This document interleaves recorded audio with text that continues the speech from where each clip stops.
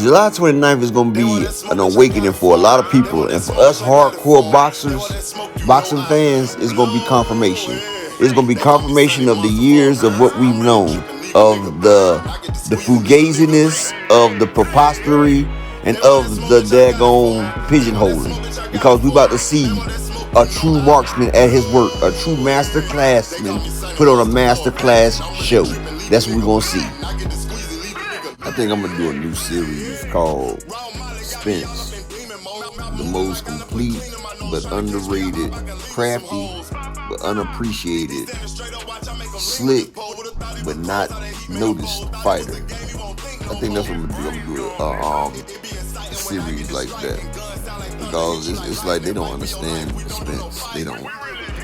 But I'm here to understand and break it down for them.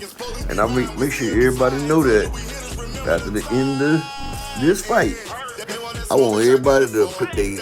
I don't want all these other damn channels that popped up. They better make sure they still be here. Stand on your square. Stand on your Bud Crawford square. Now I know y'all ain't trying to sit here and look at me in the hospital too much. I just did the intro right now. I'm gonna go ahead and put up a little. Matter of fact, we're gonna go through this. Everybody keeps talking about Earl Spence, and if it goes to the decision, they favor Earl, and if there's a knockout, it's Bud. What the fuck are wrong with y'all people? Do y'all forget that Earl Spence was the bigger puncher, is the bigger puncher, and still is the bigger puncher? He has the highest knockout percentage between him and Crawford, and he was on the longest knockout streak. Earl Spence went 3 fights without a knockout. That was Mikey Garcia, Sean Porter, and Danny Garcia. Those are 3 fights that he had without strength and conditioning. Everything else was bulldozing, and y'all must have forgot. Y'all forgot Crawford didn't knock out Beltran. He didn't knock out Victor Postal.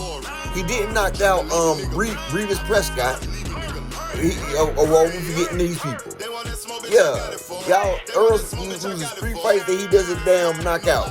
And y'all acting like he's a person that take it to decision. Earl don't take shit to the damn decision.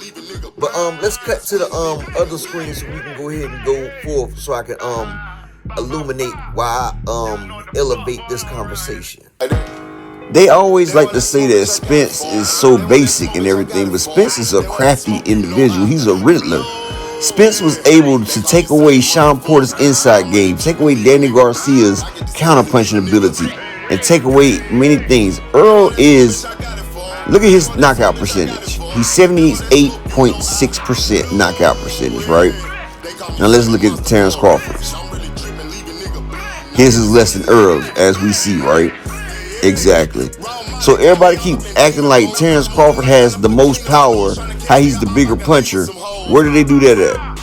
See, what it is people looking at these bullcrap fights that Terrence Crawford has been fighting, these washed up. He's fighting people that's doing their last dance, their last hurrahs. He's fought Sean Porter that's been broken up by Earl Spence that needed surgery. He bought a washed Kell Brook and Amir Khan. He's fighting fighters that should be put out the pasture. But see, people must forget that Earl Spence, just because he didn't stop Mikey Garcia, Sean Porter, and Danny Garcia, 2 because of the stricter conditions, the other was because of the accident, Earl Spence was bulldozing crap. Everybody forget, people were scared to get in the ring with this young killer. Leonard Bundu was running from him. Everybody was. Like, Earl came through beating up Jesus, Carras, all of them. He's been destroying everything, and his resume is much stronger. Earl Spence has like 10 less fights than Terrence Crawford, but his opponents have over 200 more wins than Crawford's opponents. That should tell you something. Yes, that's what I'm trying to explain to y'all. And it's the caliber. And see, people don't realize Earl Spence has that Olympic pedigree.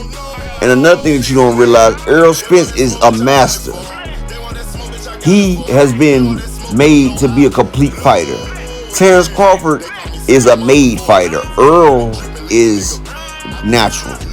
You put Earl against Southpaw to make him strong against Southpaw. A person that fights well on the inside to make his inside game better. A slick, crafty fighter like Lamont Peterson. He did that. See, Earl was in integrating every part of his opponent's game plan. See, he integrated the Kell Brooks style. He became a much sharper puncher, a better jabber, and he got the endurance with that right there. With Lamont Peterson, he became a sharper fighter because he fought against a slick fighter. And Earl Spence is a master at ring generalship. He can cut off the ring better than anybody. Plus, he can control the distance, forward or backwards, on the front or back foot. And see, Crawford is a good fighter. I'm not going to take that away from him, but he hasn't had the fights that are boost his level. Like, he hasn't had nobody take him to the brim, so he has to push over and see whether he sink or swim. He hasn't had those type of fights. He's fighting C-level and B-level fighters. So when he goes against Earl Spence, the experience is going to show. It's going to show the difference in experience. It's going to be like a high school player fighting against a pro player. And you're going to see how Earl is going to increase the pressure on Bud. And Bud has heart. I'm not going to take that away from him. And he's going to fight as much as he can, but he's going to be in a one-legged ass-kicking contest, and he's going to have one leg. He's going to be a one-legged man in the ass-kicking contest. And all he's going to be doing is trying to piss in the wind because Earl is going to bring it on him, and it's going to get deep quick. And what people fail to realize, Earl can take a shot. Everybody keeps saying Ugas hurt Earl. Ugas did not hurt Earl. Go back and look at that. Earl thought he lost his teeth. He was embarrassed. If you notice, as soon as Ugas did that, after that, Ugas got the worst ass whooping of the rest of his life. Exactly. That's not what happens if you hurt somebody. So, let's stop all this propaganda. It's going to be a good fight for as long as it lasts, but Earl stops Bud. And he's been waiting on this. All the crap that Bud and his team has been talking, and all this fake hoorah that Earl's been taking. Which one thing about Earl, he takes everything in and puts it on that message board. So Bud is going to be the worst ass whooping that we've seen in a long time. We thought Ugas took punishment. No, Earl took punishment. See, everybody keep thinking about Sean Porter, Danny Garcia, and Mikey Garcia. What they forget is Earl went to fat camp, and he had to drop almost 80 pounds in them camps, so he didn't do strength and conditioning. So, they was getting Earl without strength. But they also need to think about Lamont Peterson, Kell Brook, Leonard Bundu, Udanis Ugas. See, y'all keep thinking about them 3 fights Earl didn't KO, but think about all the ones that he did. And remember, Earl has a better knockout percentage than Terrence Crawford. And everybody keeps saying Terrence Crawford's the bigger puncher. Before the David Avanesian fight, Terrence Crawford hasn't sparked out, not nan fighter. And the only reason he sparked out Avanesian because of Glovegate. Yeah, the gloves busted open. But go back and look at Earl. Earl done sparked out plenty of people. So ain't no way Crawford's a bigger puncher. Crawford ain't never been sparking out people. He ain't Leonard Bundu nobody. He ain't broke people down. Earl breaks your body, your mind, and your spirit. That's the reason why Mikey Garcia's career was over after he fought Earl. And if you remember, Danny Garcia went through that mental health issue because Earl Spence is destruction on your mind, body, and soul. Like, he's everywhere. He's the juggernaut. He just gets in there and it's like you can't get away. Like you just drowning in quicksand. And Bud, we gonna see that look on Bud's face when he realized that he's done stepped in over his head. And when he starts to drown in that quicksand, we gonna see that look in his face.